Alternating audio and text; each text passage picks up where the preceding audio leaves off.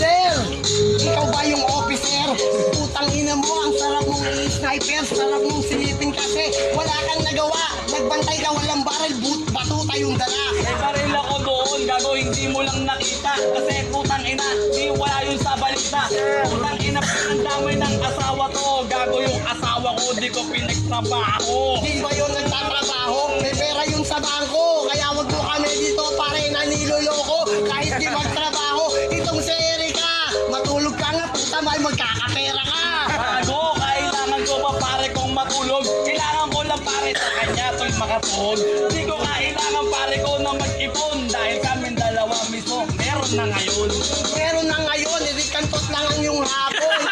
Erika, pwede ba itong pumatol? Pero ba't ganun? Masyado kang yung lalait. Ibig sabihin sa Erika, iyong ginagamit. Hindi ko ginagamit, ako nagtatrabaho. Ibig sabihin, ako yung nagpapa-asenso. Ikaw kailangan mo pa pare ko ng listener. Yung asawa mo, ginagawa mo pre-premier. Trimmer, kasi nga marunong gumupit. Yung asawa mo, bakit hindi ba malupit? Diba? Nurse, buntot sa mga doktor.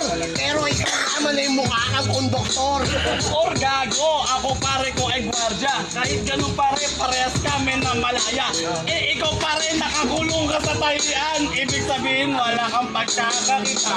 Walang pagkakitaan, nandun daw sa tahiyan. Eh paglinggo nga ako, pura, pag kinabukasan, wala akong trabaho.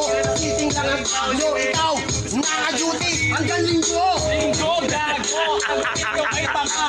Wala kang ginagawa, kami pumupunta. Puri ng ina mo ka, hindi ka makabisita.